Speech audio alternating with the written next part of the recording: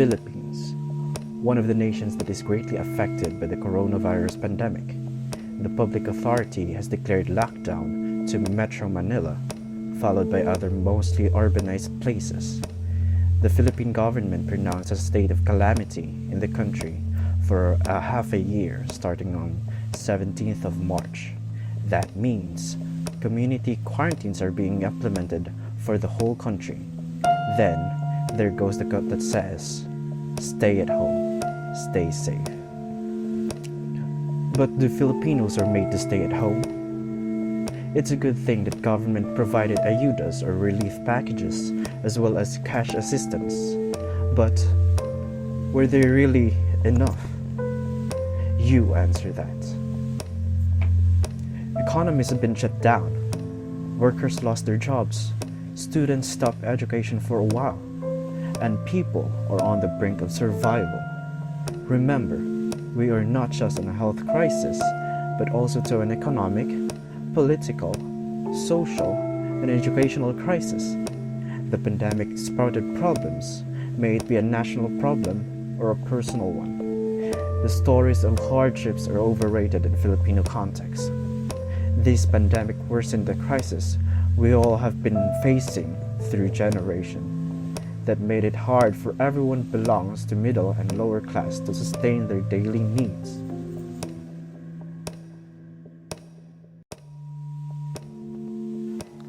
Jobs have been lost as a result of the pandemic and millions of people's livelihoods have been risked. Millions of breadwinners lose their employment, fall sick, and die, with those in low-income countries, especially the most vulnerable communities such as small-scale farmers and indigenous peoples, bearing the brunt of the consequences. Despite the fact that everyone is affected by this health issue that we are facing, we cannot deny the fact that there is a clear disparity between privileged people and the underprivileged. Some of us can still feed our families even when doing nothing at all.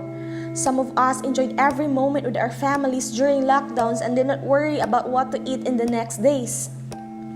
Unfortunately, this terrifying health crisis does not only test the good people who are helping nonstop in fighting COVID-19, but also expose people who are superior, selfish, and privileged.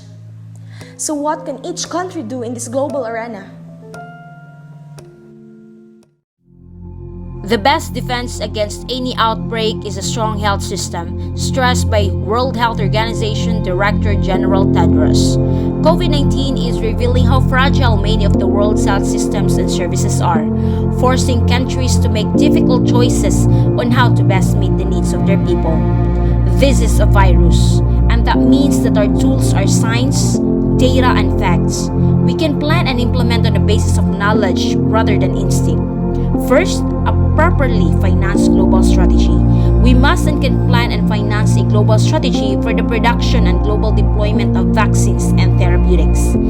The truth is that the pandemic doesn't end when we find the vaccines and therapeutics. It ends when everyone gets them. Second, focus on the full picture. We must also and at the same time deal with the aftershocks. We are already witnessing the first increase in extreme poverty in 20 years. We know that when communities or countries are subjected to external shocks, a drought, a hurricane, a drop in commodity prices, a war, or a pandemic, poor people and poor countries are hit hardest for the simple reason that they have fewer coping mechanisms to fall back on. Third, prepare for the next threat. We must seize the opportunity now to reduce the risk that the world will be unprepared for the next viral threat. And we know that more are on the horizon. The world has an unfortunate habit of moving on once a crisis recedes and failing to take on board the lessons and actions that could prevent the next one. The beauty of a global response to a global pandemic is that it is far cheaper than the alternative because it can shorten the lifespan of the pandemic. Therefore, working hand in hand with other countries to solve this crisis is urgent. As a global village, let's both learn from our mistakes and success in responding to a health crisis. Liberia, for example, which is hardly hit by Ebola epidemic in 2014, was one of the first countries to start screening for COVID-19 at airports and to adopt other control measures such as rapid testing, complete contact tracing, and quarantine. Many other countries in Africa, including Senegal and Uganda, also used their experiences from past disease outbreaks to implement swift, expert, and comprehensive response.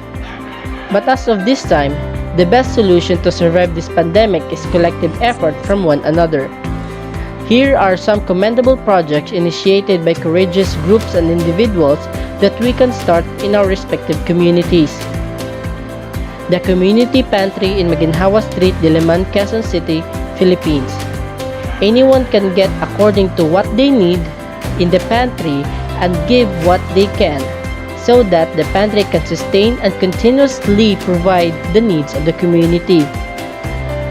The rice and face mask ATM set up around Vietnam, which is launched by volunteers to dispense free rice to help the unfortunate during the peak of second wave and distribute around 20,000 free masks a day.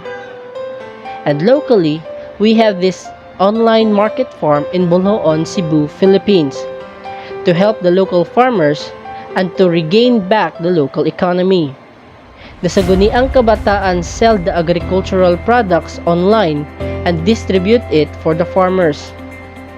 In addition, the said Sangguniang Kabataan also created the Aninipot activity book for the daycare learners to help the daycare teachers and parents in teaching their child. These are some of the many efforts uprise in different communities across the globe, with the goal to polarize the effects of current pandemic. These manifest that citizens' engagement and problem solving can create a great impact towards the weight of the problem. It can save not only lives, but also restore humanity.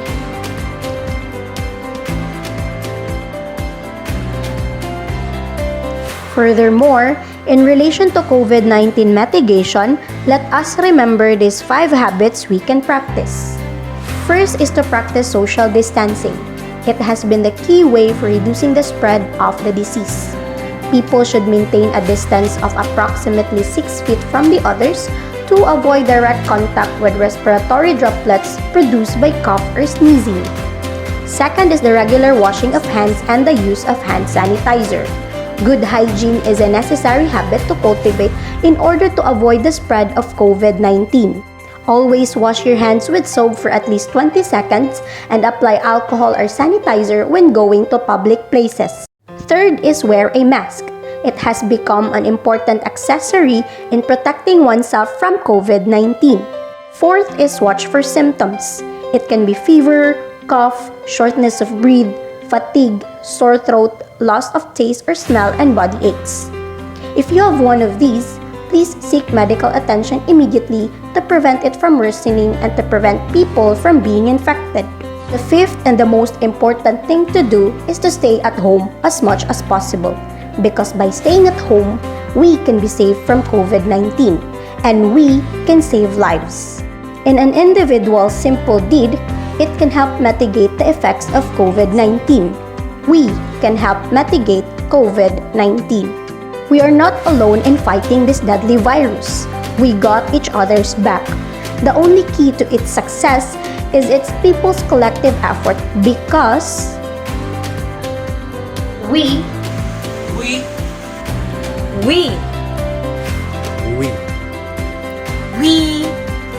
are village.